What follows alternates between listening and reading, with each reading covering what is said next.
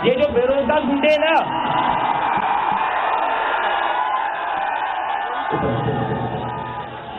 आएंगे, ये चट्टी वाले गुंडे आएंगे, लेकिन हमें हमारा प्रोटेस्ट खराब नहीं होने देना है। हमें ऐसे ही शांति से बैठे रहना है। पिछले 1 महीने से हम बैठे हुए और हम ऐसे ही शांति से ये प्रोटेस्ट करते रहेंगे। कोई भी पीछे जाएगा नहीं, कोई भी प्रोवोक होगा नहीं। हमारा प्रोटेस्ट पीसफुल है। वी आर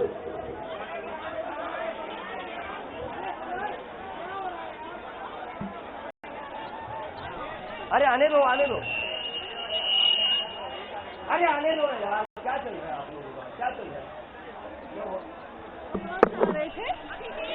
हम वहाँ से आ रहे थे, हम कहीं जगह गए हुए थे, तो बीच में पुलिस में बैरिकेड्स लगा के बैठे हुए हैं, तो बीच में पुलिस में बैरिकेड्स लगाए हुए हैं, तो बीच में मैंने देखा उन्होंने वो ग्रीन, वो ऑरेंज कलर का वो पहना हुआ है, वो उठा के बोतल फेंक रहे हैं, और बच्चे जितने भी उन्हें बोल रहे हैं रुकने के लिए, वो रुक नहीं रहे, वो कंटिन्यूअसली बोतलें फेंक रहे हैं, और बच्चे बाद में जो बोतलें फेंक रहे हैं वो वहीं पर पुलिस उनको कुछ नहीं बोल रही है, बाकी बच्चों को बोल रही है। सर ये हमारे बच्चों में से, मैं आई विटनेस हूँ, हमारे बच्चों में से किसी की कोई गलती नहीं है। वहाँ पे आरएसएस के लोग बैठे हैं, मैंने अपनी आंखों से देखा है, वही लोगों में बोतलें फेंक रहे हैं, पुलिस वालों में बोतलें फेंक रहे हैं। हमारे बच्चों में से कोई भी नहीं है वहाँ पर जो इस देश का युवा हिंदू मुस्लिम की राजनीति में झांसे में नहीं आएगा। इस देश का युवा शिक्षा की बात करेगा, इस देश का युवा भविष्य की बात करेगा, रोजगार की बात करेगा।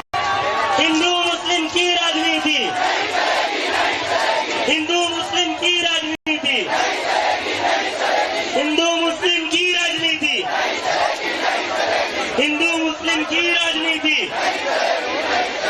वापस से हिंदू मुस्लिम वाली राजनीति में फंसोगे तो नहीं, पक्की बात है।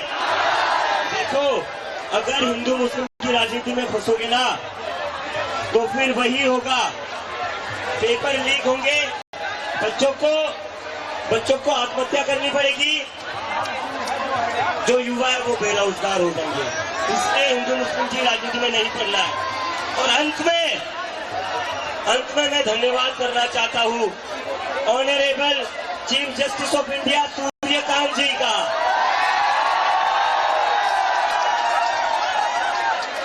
Honourable chief justice of India Suryakant ji Abhijeet Deep के छात्रों की बात करते करते हिंदू मुस्लिम की राजनीति ना करने का भी ऐलान कर रहे हैं। खैर, ये राजनीतिक लाइन जरूर हो सकती है, लेकिन एक बड़ी जीत और उस जीत का जश्न कैसे मनाया जा रहा है उसकी तस्वीरें इस वक्त टीवी स्क्रीन पर देख रहे हैं। लेकिन अभी भी जो सबसे बड़ा सवाल है कि धर्मेंद्र प्रधान इस्तीफा दे चुके हैं, तो क्या छात्र उठ जाएंगे?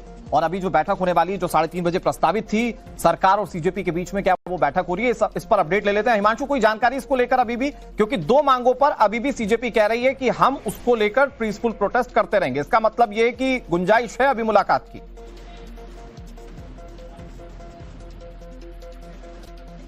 जी बिल्कुल ऐसा लग रहा है, क्योंकि ये मीटिंग होनी भी चाहिए, क्योंकि जिस तरीके से धर्मेंद्र प्रधान का इस्तीफा हो गया है, जो सबसे महत्वपूर्ण मांग थी कांग्रेस जनता पार्टी की, वो पूरी हो गई है। तो बाकी की जो 2 मांगे हैं उसमें सैद्धांतिक तौर पर सरकार की तरफ से सहमति दे दी गई थी कि हम इन मांगों को ऑलरेडी मानने के लिए तैयार हैं, इसमें कोई दिक्कत नहीं है। सिर्फ एक मांग को लेकर जो 3 बार की जो वार्ता हुई थी उसमें विघ्न आ रहा था, बार बार इसलिए बैठक हो रही थी कि धर्मेंद्र प्रधान का इस्तीफा हो। और आज की बैठक के पहले धर्मेंद्र प्रधान का इस्तीफा चूंकि हो चुका है, तो निश्चित तौर पर आज बैठक होनी चाहिए। और उस बैठक में जो केंद्रीय मंत्री हैं, चाहे जितेंद्र सिंह हो चाहे जेपी नड्डा हो, वो सरकार की तरफ से यही बात रखेंगे कि अब चूंकि आपकी ये मांग मान ली गई, जो सबसे महत्वपूर्ण मांग थी, बाकी ये बहुत बड़ी जीत है देश के छात्रों की। जब छात्र किसी आवाज को उठाते हैं तो अहंकारी प्रधानमंत्री को, अपने भ्रष्टाचारी शिक्षा मंत्री को हटाना पड़ता है। ये बहुत बड़ा मैसेज गया है। मैं इसको एक बहुत बड़ी जीत के रूप में मानता हूँ छात्रों की। और व्यक्तिगत रूप से, क्योंकि मैं शिक्षा पे काम करता हूँ, शिक्षा की राजनीति करता हूँ, देश में शिक्षा क्रांति का एक बहुत बड़ा आगाज हुआ है। इस आंदोलन से पहले शिक्षा के बारे में बात करना एक ऐसे माना जाता था जैसे ठीक है, पर्सनल फ्यूचर ठीक है, एनजीओ वाली बातें ठीक हैं, लेकिन शिक्षा देश की राजनीति का मुद्दा बनेगी। देश में अब आगे आने वाले समय में शिक्षा में और सुधार के लिए भी युवा आगे आएंगे। क्या सरकार ने देर कर दी ये फैसला लेने में, इसलिए छात्रों में नाराजगी बढ़ी और इस वजह से 20 तारीख का प्रदर्शन, या आज जब मैं आपसे बात कर रहा हूँ बिहार में ही बहुत ज्यादा तादाद में लाठीचार्ज? बहुत देर कर दी। खासतौर से जो नरेंद्र मोदी जी ने छात्रों को पिटवाया, मैंने अपनी आंखों से देखा। मैं खुद जंतर मंतर से संसद की ओर सड़कों पे रास्ते में था। बच्चे बैग लेके आ रहे थे, उनके हाथ में पानी की बोतल्स थी, उनके हाथ में टिफिन था। उन बच्चों के सर फोड़े गए, उनके पैर तोड़े गए, उनके सीने पे लाठियां मारी गई, उनके ऐसी ऐसी जगह पे लाठियां मारी गई जिनकी आप बात नहीं कर सकते हो टीवी पे। उसके बाद इस्तीफा तो बनता ही था। इसके बाद शर्म भी आई होगी प्रधानमंत्री जी को कि मैंने जिन बच्चों को मैं अपना मानता हूं, जिनको मैं कहता हूं कि देश के बच्चे हैं, इन पर कितनी बुरी तरह से लाठियां चलवाई हैं। आज का माहौल क्या, मतलब अभी मैं जंतर मंतर से आ रहा हूँ, अभी थोड़ी देर पहले भी वहाँ पे लाठीचार्ज हुई, तो क्या लग रहा है अब बच्चे आसानी से चले जाएंगे या कहीं कोई दिक्कत लॉ एंड ऑर्डर को लेकर? तो देखो, ये युवाओं का आंदोलन है, छात्रों का आंदोलन है, और छात्र मेरी समझ में एक मांग पड़े हुए थे कि हमें कुछ लेफ्ट राइट सेंटर नहीं चाहिए, हमें शिक्षा मंत्री का इस्तीफा चाहिए। देश में नीट के पेपर में घोटाला हुआ, देश में और बहुत सारी परीक्षाओं में घोटाले हुए हैं। सबकी जिम्मेदारी शिक्षा मंत्री को लेनी चाहिए, प्रधानमंत्री जी को शिक्षा मंत्री को हटाना चाहिए। तो मुझे लगता है वो लीड डिमांड उनकी पूरी हुई है। मैं उनके बिहाफ पे कुछ कहूं ये ठीक नहीं है, पर क्योंकि उनकी लीड डिमांड पूरी हो गई है तो ये उनका आंदोलन सफल हुआ है। मैं उनको बधाई देता हूं। आखिरी सवाल, धर्मेंद्र प्रधान ने बहुत लंबा लेटर लिखा है, उसमें अपने तमाम वो काम बताए हैं जो उन्होंने नीट परीक्षा के जब लीक होने के बाद किए कि किस किस तरीके से उन्होंने सिस्टम बनाया। उन 22 परिवारों के यहाँ जिनके यहाँ मौत हुई और धर्मेंद्र प्रधान जी के नाकारापन की वजह से और भ्रष्टाचार की वजह से उनके यहाँ बच्चों ने सुसाइड कर लिया, उनका भी चेहरा, उनका भी जिक्र धर्मेंद्र प्रधान जी को लेटर में नहीं तो अपनी यादों में जरूर करना चाहिए। चलिए, मनीष सिसोदिया हमारे साथ थे जो ये बात कह रहे हैं कि अब एजुकेशन का मुद्दा राजनीति में बड़ा हुआ है इस रिजाइन के बाद में, और जिस तरीके से सीजेपी ने इस प्रोटेस्ट को उठाया, इस मुद्दे को उठाया, इसके बाद राजनीति में एजुकेशन मुद्दे पर अब चर्चा होगी और जो चुनाव होंगे वो एजुकेशन सिस्टम के आधार पर लड़े जाएंगे। इस बात को कहते हुए मनीष सिसोदिया, वीडियो जर्नलिस्ट योगेश के साथ पुलकित नागर, टाइम्स नाउ, नवभारत।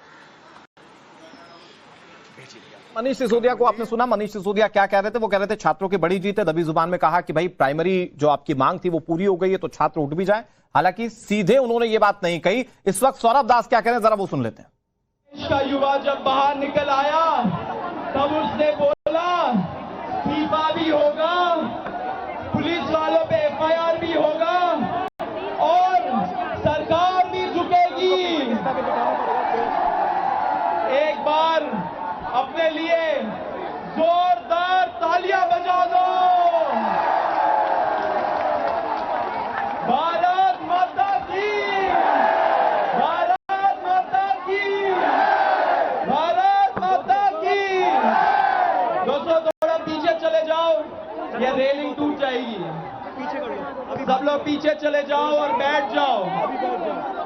बहुत सारे लोग अंदर हैं, वो लोग स्क्वीज हो जाएंगे। अभी टाइम है, बातचीत अभी बाकी है। 3:30 बजे बुलाया है। जब तक सारे डिमांड्स पूरे नहीं हो जाते, जब तक लिखित में आ नहीं जाता, तब तक हम लोग कहीं नहीं जा रहे हैं।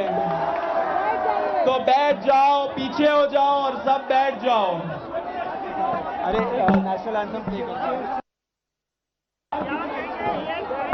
बहुत बहुत बड़ी जीत हुई है युवाओं की, बहुत बहुत बड़ी जीत हुई है संविधान की।